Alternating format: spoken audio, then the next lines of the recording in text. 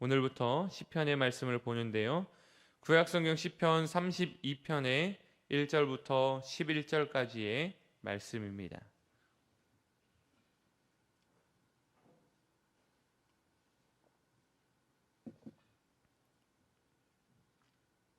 구약성경 시편 32편 1절부터 11절까지의 말씀 한 절씩 교독하겠습니다. 허물의 사함을 받고 자신의 죄가 가려진 자는 복이 있도다.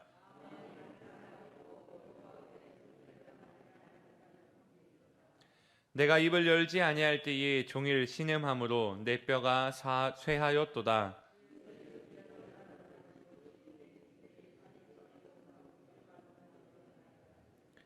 내가 이르기를 내 허물을 여호와께 자복하리라 하고 주께 내 죄를 아뢰고 내 죄악을 숨기지 아니하였더니 곧 주께서 내 죄악을 사하셨나이다.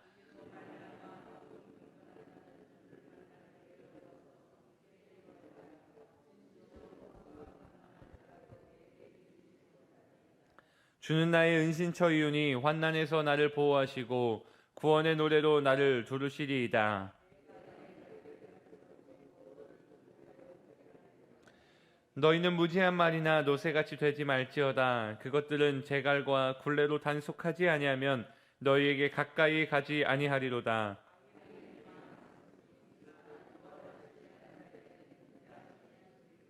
함께 읽습니다. 너희 의인들아 여호와를 기뻐하며 즐거워할지어다. 마음이 정직한 너희들아 다 즐거이 외칠지어다. 아멘.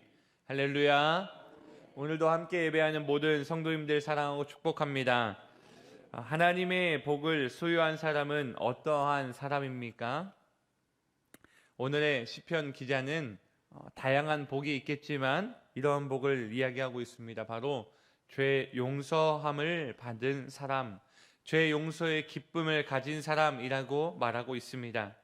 대표적인 사람으로 저는 요한복음 8장에 등장하는 음행 중에 잡힌 여인이 생각났습니다. 예수님께서는 성전에서 백성을 가르치고 계셨습니다. 그 가운데로 서기관, 바리새인 이들이 여자를 끌고 왔습니다. 가운데 세우기까지 합니다. 많은 사람이 있었을 것입니다. 그 사람들 가운데 한 여인을 세우더니 선생이요, 이 여자가 간음하다가 현장에서 잡혔습니다. 모세는 율법에 이러한 여자 돌로 치라고 명하셨는데 선생은 어떻게 하시겠습니까? 라고 말합니다. 이것은 바리새인들과 서기관들이 예수님을 고발할 조건을 찾고 있었습니다. 그래서 예수님을 공경에 빠뜨리려고 했던 것이죠. 근데 그 여인은 간음하다 잡힌 불쌍한 여인이었습니다. 간음이라는 죄를 지었죠. 불쌍합니다. 근데 예수님이 바로 대답을 하지 않으셨어요. 한참 동안을 앉아서 무언가를 적으셨다 성경엔 기록하더라고요. 적으시더니 그 적는 시간 동안 생각해 보니까 바리새인들과 서기관들이 얼마나 낄낄대고 비웃고 있었을까 생각해 보았습니다. 근데요, 우리가 집중해야 되는 것은 바로 이 부분입니다. 예수님께서 그 여인에게 어떻게 대하고 있는가? 이것이 바로 죄인을 대하는 하나님의 태도요, 예수님의 마음인 것입니다. 예수님께서 무엇이라 말씀하셨죠? 죄 없는 자가 돌로 쳐라라고 말씀하셨습니다. 세상에 죄가 없는 자가 어디 있습니까? 아무도 없지요. 그 말씀 한마디로 많은 사람들이 돌을 내려놓고 떠나갔다라는 것은 우리 너무 잘 알고 있는 이야기입니다. 이것을 이렇게 말로 하고 끝났습니까? 아니요. 그 여인에게 다가가 예수님께서는 이렇게 말씀하셨습니다. 그 여자에 대해서 나도 너를 정죄하지 아니하노니 다시는 이와 같은 죄를 범하지 말라라고 말씀하여 주시지요. 하나님 앞에서, 예수님 앞에서 죄를 지었다 있을 수 있는 일입니다. 그렇지만 더 중요한 기쁨의 현장은 어떤 현장입니까? 예수님께 다시는 너의 죄를 묻지 아니할 테니, 정죄하지 아니할 테니 이 죄를 범하지 말라, 이 말을 듣는 것입니다. 죄 용서의 기쁨이 얼마나 큰지요. 오늘 말씀 1절과 2절의 말씀을 보면 이렇게 기록되어 있습니다. 허물의 사함을 받고 자신의 죄가 가려진 자는 복이 있도다. 마음에 간사함이 없고 여호와께 정죄를 당하지 아니하는 자는 복이 있도다 말이죠. 여호와께 정죄를 당하지 않는 자, 이거 바로 가늠한 여인, 그 여인의 모습이 아닙니까? 이 기쁨이 우리의 삶에 분명히 있는데 우리가 혹시 있지는 않았는가 돌아봐야 됩니다. 이 죄 용서의 기쁨, 이제 다시는 정죄하지 않겠다라는 이 기쁨, 여러분 많이 경험하셨습니까? 저는요 많이 경험하고 있습니다. 우픈 이야기지만 한 가지 이야기를 하려고 한다면, 아이를 키우다 보니까 저도 모르게 언성이 많이 높아지지요. 다들 그러셨을 거예요, 그죠? 저만 그런 거 아니잖아요. 저만 그런 것 같습니다. 그럴 때마다 이 큰 목소리로, 제가 목소리 너무 크니까 좀 화를 낼 때마다 아차 싶은 게 뭐냐면, 제가 큰 목소리로 하지 말랬지 이렇게 딱 하잖아요. 많이 줄긴 겁니다. 그 말 딱 하잖아요. 그러면 아마 우리 빌라에 사는 우리 목사님들, 전사님 다 아실 거예요. 아, 최 목사가 또 화내는구나. 다 들릴 겁니다. 근데 우리 아이들이 깜짝깜짝 놀래요. 진짜 둘째는요 3살인데 하지 말랬지 그러면 갑자기 저 멀리서도 이렇게 놀라요, 정말. 그래서 내가 또 그러면 안 되는데, 그렇게 애기 혼내면요 우리 첫째는 어떻게 하는지 압니까? 아빠 미워 이러더니 갑자기 구석으로 가서 이렇게 이러고 앉아 있어요. 아빠님 미워, 아빠 내 맘도 몰라주고, 막 5살짜리가. 참, 그러면 제가 막 마음이 찢어질 듯 아파가지고, 아빠가 잘못했어, 용서해줘, 아빠 화 안 낼게, 어제도 그랬잖아, 막 이런. 5살에게 날마다 용서를 구하고 다시는 정죄함을 받지 않으려고, 죄를 짓지 않으려고 노력하는데 잘 안 되더라고요. 근데 그 딸이 풀려가지고 아빠 이제 그러지 마 이렇게 용서해 줄 때 얼마나 행복한지 모릅니다. 그제서야 뽀뽀 한번 해주거든요. 근데 그게 저는 하나님이 나에게 이렇게 용서해 주시겠구나 마음을 가끔 묵상합니다. 죄 용서함을 경험한 사람 다들 그렇게 사셨잖아요. 자녀에게 그렇게 화도 내시고 또 자녀에게 미안하다고 약도 발라주고, 여기 앉아 계신 분들은 아마 몽둥이 찜질 많이 하셨을 거라고 생각됩니다. 제가 그렇게 많이 맞았거든요. 왜 그렇게들 때리셨습니까? 아팠습니다. 그런데 어머니가 항상 저를 약을 발라주시고, 때리지 말지 약을 발라주시고 그렇게 해주셨을 때 저는 어머니께 제 안에 있던 화들이 저절로 용서를 하더라고요. 하나님께서 오늘 시편의 말씀을 통하여 죄 용서함을 받는 기쁨을 다양한 방법으로 묵상하게 하셨습니다. 이 경험한 사람들, 오늘 시편의 저자의 고백이라고 생각되는데, 이 죄를 용서받지 못했을 때 얼마나 괴로운지, 그리고 이 죄를 자백하지 못했을 때 얼마나 괴로운지 여러분 다 이것도 경험하셨을 거예요. 이것도 저의 간증으로 한 가지 예화를 드리자면, 제 초등학교 2학년 때입니다. 잊혀지지 않는 초등학교 2학년 9살 때 일입니다. 그때 당시 미니카가 유행을 했어요. 만화 애니메이션이 미니카를 대회하는 그런 경주하는 만화 애니메이션 유행이다 보니까 동네의 모든 어린아이들이 미니카를 가지고 있었습니다. 저만 빼고. 그렇다 보니까 어머니에게 미니카 사달라고 그렇게 졸라도 안 사주시는 거예요. 제가 얼마나 나쁜 놈이냐면, 엄마 책을 사야 됩니다. 5,000원만 주십시오. 거짓말을 했죠. 5,000원을 가지고 문방구에서 미니카를 샀어요. 근데 이게 웬걸? 미니카 경주에서 이기기 위해서는 황금 모터가 필요했어요. 그 황금 모터를 사기 위해서는 거금 3,000원이 더 필요했습니다. 도저히 방법이 없는 거예요. 엄마 지갑에 손을 댔죠. 손을 대서 3,000원을 썩 빼가지고 사고 모터를 탁 달고 대회를 딱 뛰고 친구들 경주에서 이겼어요.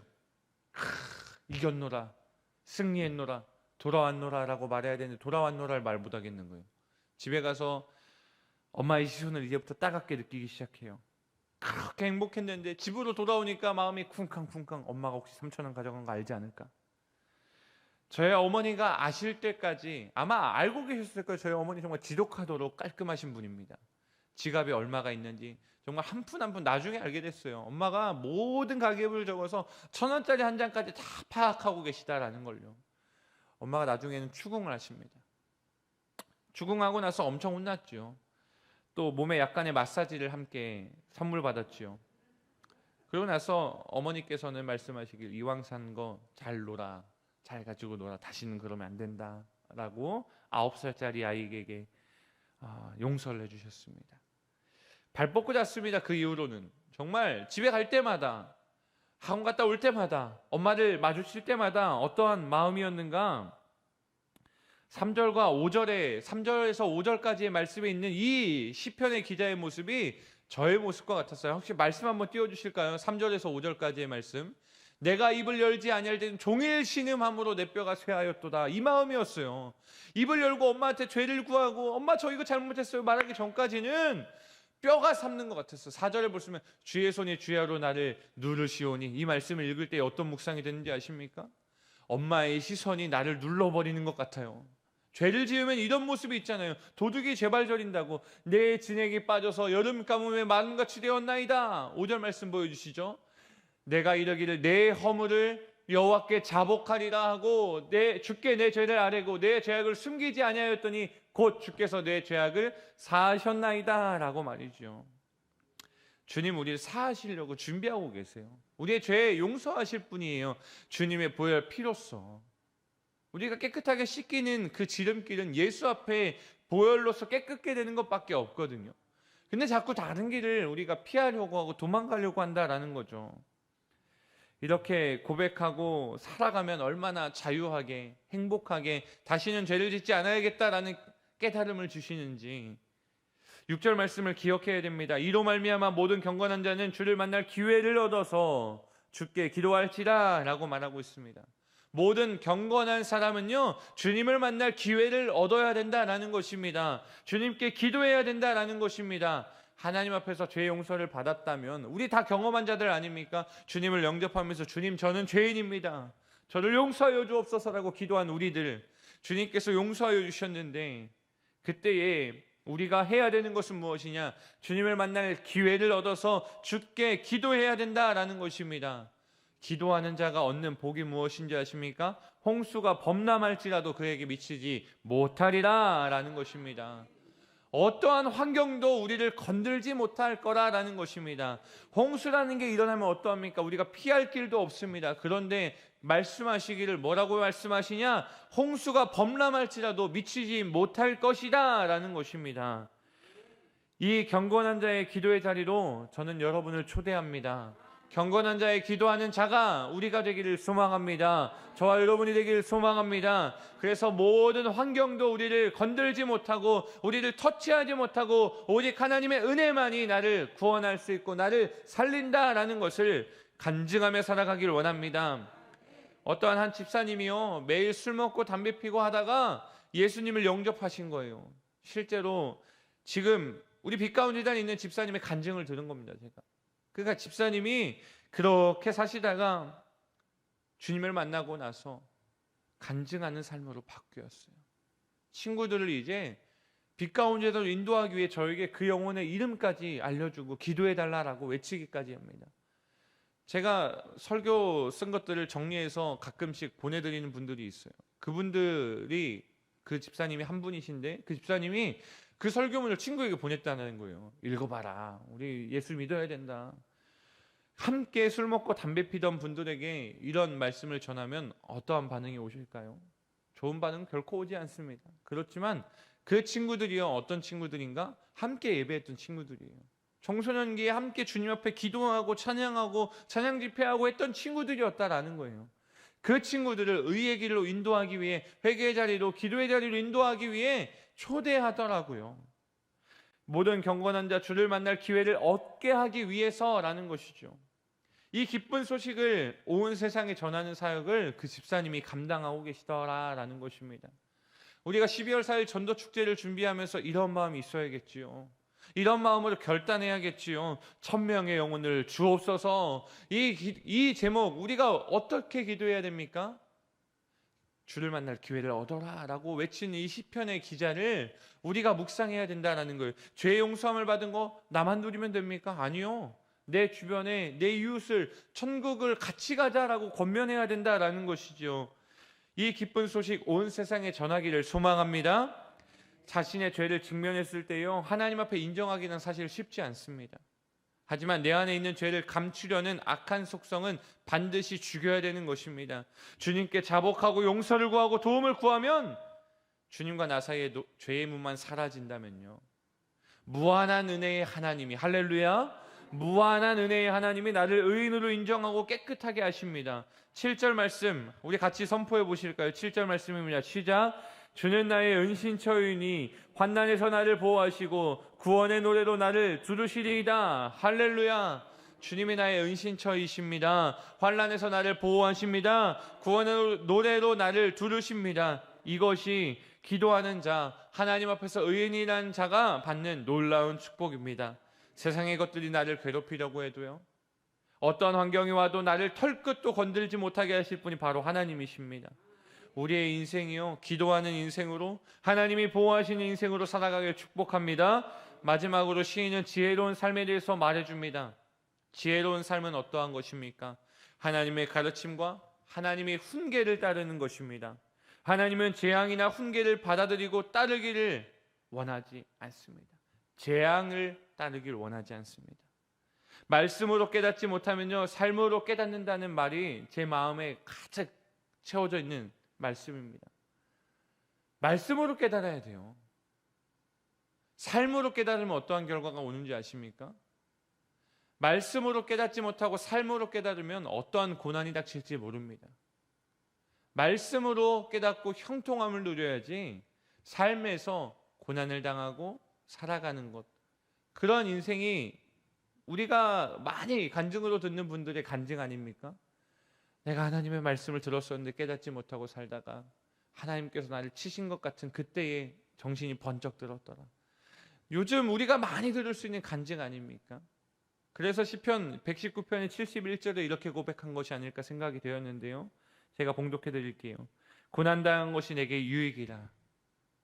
고난당한 것이 내게 유익이라. 이로 인하여 내가 주의 율례들을 배우게 되었나이다 라고 고백하죠. 고난으로 내가 깨닫게 되었다라는 거예요. 주님의 율례, 주님의 말씀을 말이지요. 고난을 통하여 하나님의 말씀을 배우는 것이 아니라 진정으로 기록되어 있는 하나님의 말씀으로 배우고 말씀으로 살아가서 이 땅의 삶이 진정으로 천국과도 같은 축복된 삶이 되기를 소망합니다. 그리하여 오늘 말씀과 같이 악인에게 있는 슬픔의 삶이 아니라 여호와를 신뢰하는 인자하심이 둘러져 있는 인생들 되시길 소망합니다. 마지막으로 11절 말씀을 보면 이렇게 기록되어 있습니다. 너희 의인들아 여호와를 기뻐하며 즐거워할지어다. 마음이 정직한 너희들아 다 즐거이 외칠지어다 라고 말이죠. 하나님을 기뻐하고 즐거이 외치는 인생들이 우리의 인생이 되길 소망합니다. 할렐루야. 우리의 인생 그렇게 쓰임받길 소망합니다. 오늘 말씀을 정리하겠습니다. 하나님 앞에서 어떠한 삶으로 살아가고 계셨는가? 분명히 죄인된 삶이지요. 하나님 앞에서 자복하시기를 소망합니다. 항상 깨어서 하나님 저 죄인입니다, 용서하여 주시옵소서라고 고백할 수 있는 용기의 믿음이 있기를 소망합니다. 그래 다 용서함 받고 주님 앞에 기도할 수 있고 주님 앞에 그 기도의 자리를 주변인들에게 소개할 수 있는 저와 여러분 되기를 소망합니다. 그리하여 하나님의 은혜를 놀랍게 찬양하고 선포하는 아름다운 모습, 아름다운 교회, 칭찬받는 교회가 되기를 축복합니다.